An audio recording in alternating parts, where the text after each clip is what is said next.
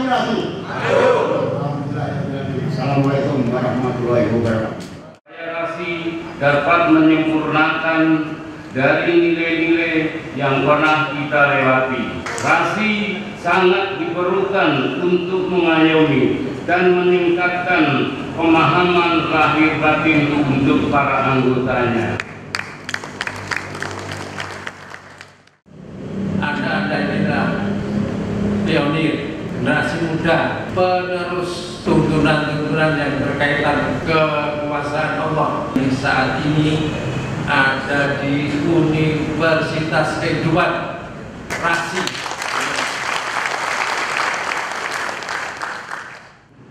Perjalanannya di tahun 84. Setelah kami bergabung dengan kembangan ini juga beserta sahabat-sahabat yang ada di Jakarta, ada sebuah perubahan pemahaman, bekal buat pribadi khususnya dan bekal buat para sahabat atau umat yang ada di Bandung pada umumnya.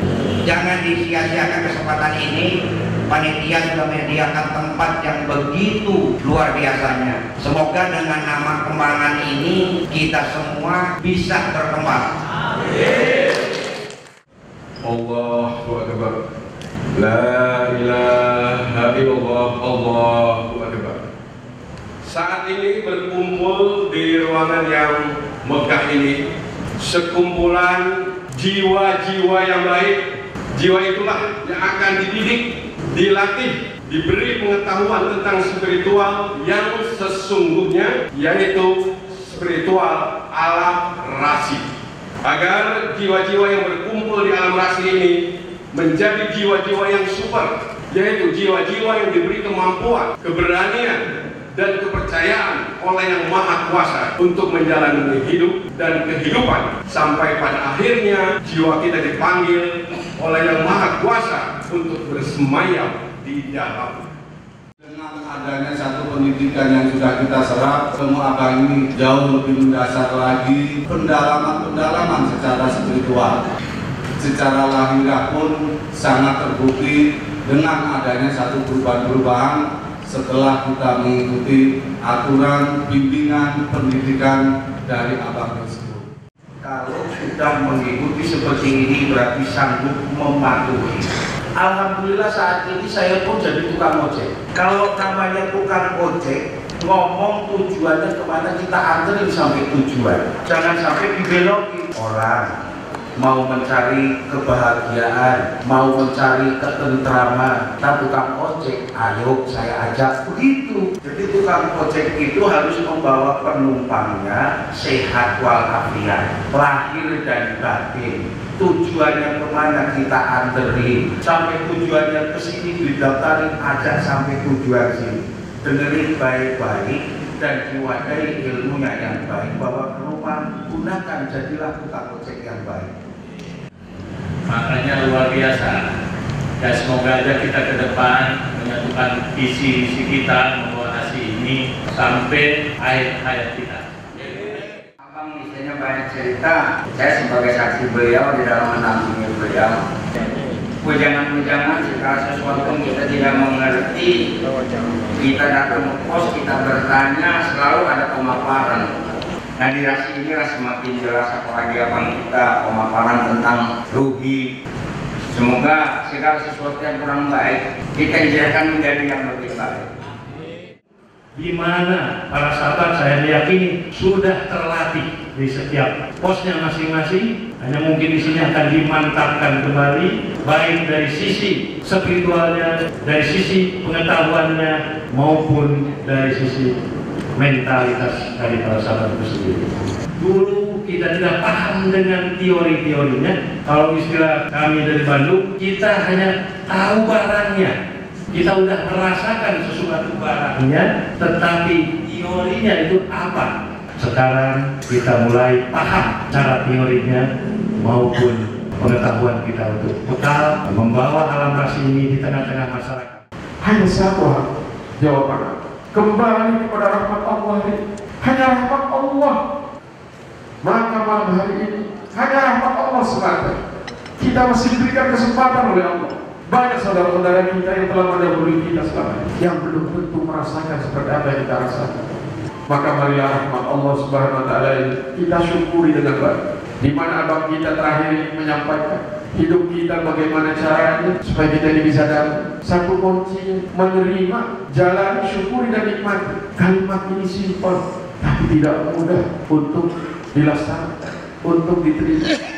Maka dari itu semoga Allah Subhanahu wa taala selalu memberikan kekuatan, kesehatan lahir maupun batin kepada kita, kepada abang kita, sehingga beliau masih diberikan kesempatan untuk selalu menyampaikan amanat-amanatnya, ide-idenya, arahan-arahannya, pemikiran-pemikirannya yang cemerlang dari beliau, sehingga kita semua dapat menimba ilmu pengetahuan dari beliau. Amin. Allahumma amin.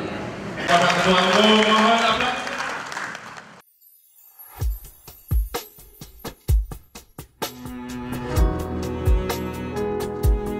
Ya Allah, ya Tuhan kami, berikanlah kami kemampuan untuk dapat menyerahkan segala urusan hidup ini kepadamu tanpa kecuali. Dan lepaskanlah rasa kemelekatan dan kepemilikan hidup ini atas diri kami.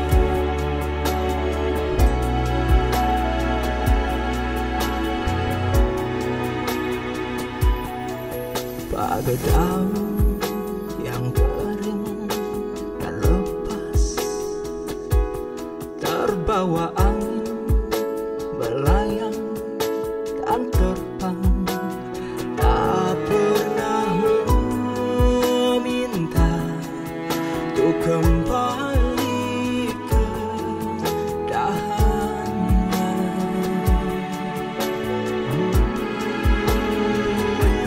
Seperti itulah ibadah pada Tuhan. Pasrahkan saja dan rasakan nikmatnya. Buanglah pengakuan dan keangkuhan diri. Tiada yang patut untuk kami akui kecuali Engkau, ya Allah.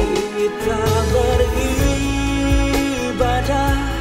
beribadahlah, nikmatilah, jangan pamrih, jangan pernah berhitung, menagih janji kepadanya.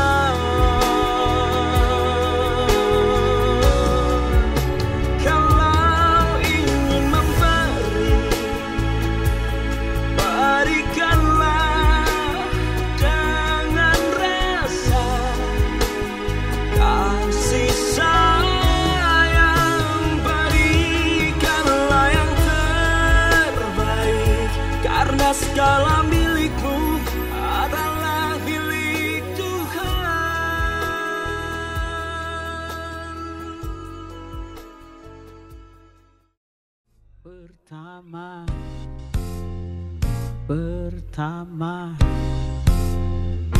Pertama aku terpana, langsung jatuh cinta.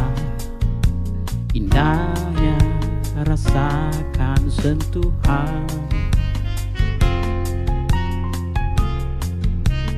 Aku menyadari apa yang terjadi, tak bisa ku hindari. Ada kuasamu di dalam kalbuku, hidupkan diri ini. Kenapa selalu melihat sesuatu di samping itu dari Tuhan? Karena begini, Tuhan menciptakan sesuatu alam ini, alamiah namanya. Maka kita harus mampu mengilmiahkan. Jadilah pengetahuan buat manusia. Tapi sesuatu yang ilmiah tidak akan mungkin menjadi alamiah. Jadi apa yang Aki berikan dulu kejadian-kejadian apa selalu tarik garis, baik secara medis, baik secara keilmuan. Nah ternyata orang outlet syaratnya lemah. Karena apa? Kurangnya penjelasan dengan baik. Karena kan organ sarafnya yang rusak, bukan jiwa. Jiwa itu obatnya adalah musola, masjid, pesantren, gereja, wihara. Nah kita yang ngumpulnya ini obat jiwa. Bukan, jadi yang sakit orang gila itu bukan jiwanya yang sakit, jiwanya bagus, tapi saraf otaknya, kontrolnya, balansinya hilang. Gimana Hermanto? Jelas Pak. 0074. Sobiri. Ya, pembinaan saya dari Tegal, induk saya Harapan Indah. Umat saya punya, apakah diwaris kembali, apakah kasih tahu? Yang kedua, ukuran korban awal atau pribadi atau program. Intonasi bagus, direkam, kan bisa dikirim ke handphone. Jadi ngapalinnya gampangan ya nggak? Jadi setiap pertanyaan ini berguna buat yang lain. Kadang-kadang kelihatan pertanyaan sederhana, tapi ya mudah-mudahan bisa bermanfaat buat yang lain. Ya, jadi kalau orang punya masalah, disuruh syukuran, disuruh mensyukuri atas masalahnya. Kalau manusia mampu mensyukuri masalahnya, kira-kira masalahnya enteng nggak? Coba Dede pernah tahu surat Al-Nasr? Coba kira-kira ada yang tahu nggak artinya? Al-Nasr kalau yang dalam permasalahan, Allah menuntun kita jadi banyak dapat kemudahan, bersama kesulitan ada kemudahan. Kalau pandangannya apa nggak beda. Coba Pak Umaydi, ayat yang pertama itu apa? Bismillahirrahmanirrahim.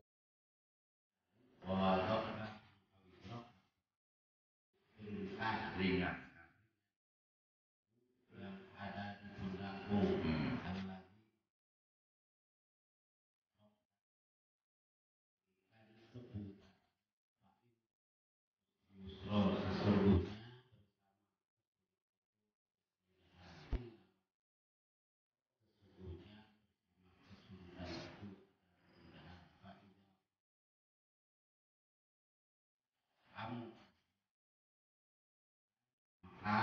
Selesaikan wa ila pada Tuhan mula kalian kembali.